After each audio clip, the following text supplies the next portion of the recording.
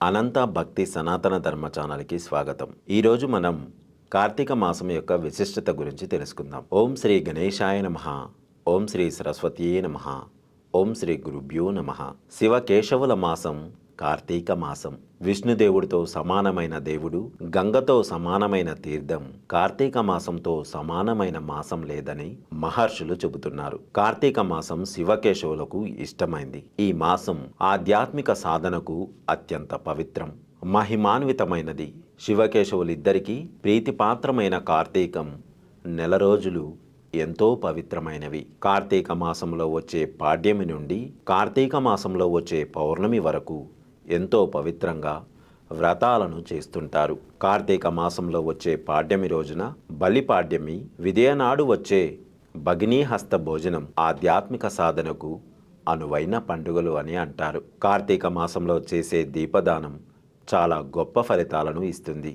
కార్తీక మాసంలో దానాలు, జపం, ఉపవాసం, వనభోజనం చాలా శుభప్రదం. కార్తీక మాసంలోని మొదటి రోజు నుండి సూర్యోదయానికి ముందే నదీ స్నానం చేయడం శ్రేష్టమైనది. కార్తీక మాసంలో సూర్యోదయానికి ముందే నిద్రలేచి చన్నీళ్లతో స్నానం చేసిన తర్వాత సూర్యాస్తమయం తర్వాత సంధ్యాదీపం పెట్టడం, తులసి పూజ, గౌరీ పూజ చేయడం ఈ మాసంలోని ప్రత్యేకతలు.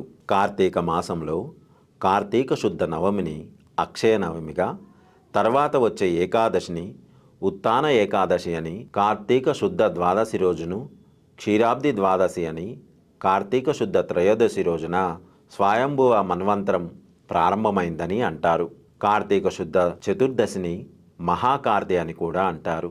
అలాగే కార్తీక పౌర్ణమి రోజున గౌరీ వ్రతం, కార్తికేయ దర్శనాలు చేసుకుంటారు. కార్తీక బహుళ ఏకాదశి రోజున బోధనా ఏకాదశి వ్రతాన్ని చేస్తారు. కార్తీక మాసంలో ఎటువంటి మంచి పని చేసినా కార్తీక దామోదర పీర్త్యర్థం అని ఆచరించాలని శాస్త్రోక్తి. శరదృతువులో నదీ ప్రవాహంలో ఔషధాల సారం ఉంటుంది.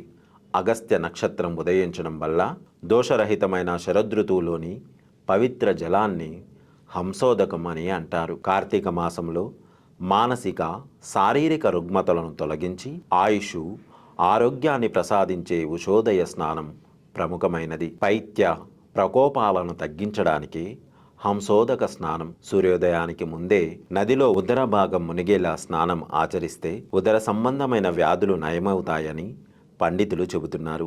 అలాగే కార్తీక మాసం సూర్యోదయానికి పూర్వమే విష్ణు సన్నిధిలో విష్ణు కీర్తనలు గానం చేస్తే 1000 గోవుల దానఫలం, కీర్తనలకు వాయిద్యం వాయించేవానికి వాజపేయ యజ్ఞఫలం, నాట్యం చేసేవానికి సర్వతీర్థ స్నానఫలం, అర్చనా ద్రవ్యాలను సమర్పించి వానికి అన్ని ఫలాలు, దర్శనాదులు చేసేవారికి ఈ ఫలాలలో 6వ వంతు ఫలం లభిస్తుంది. సూర్యోదయ కాలంలో నిద్ర మేలుకొని విష్ణు శివాలయాలలో భగవంతుణ్ణి ధ్యానం, స్తోత్రం, జపం చేయడం వల్ల 1000 గోవులను దానం చేసిన ఫలం లభిస్తుంది.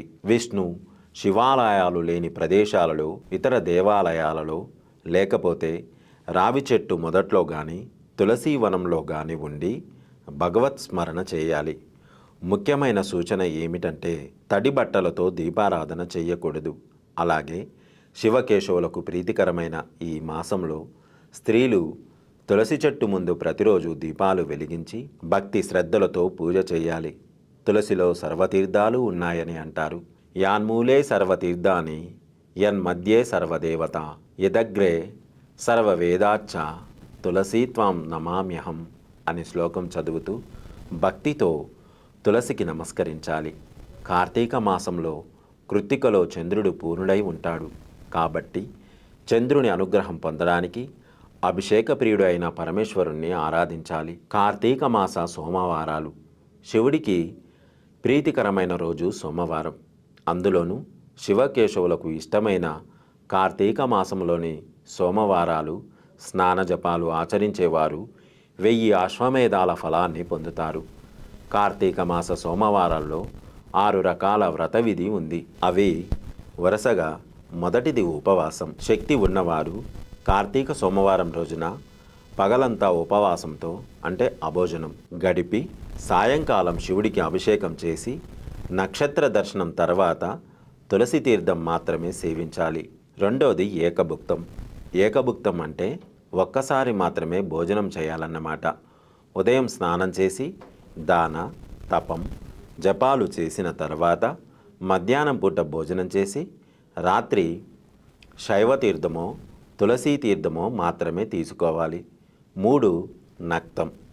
నక్తం అంటే పగలంతా ఉపవాసం ఉండి రాత్రి నక్షత్ర దర్శనం తర్వాత భోజనం కానీ ఉపాహారం కానీ స్వీకరించాలి. 4. అయాచితం. భోజనం కోసం తాము ప్రయత్నించకుండా ఎవరైనా పిలిచి పెడితే మాత్రమే భోజనం చేయడం అయాచితం.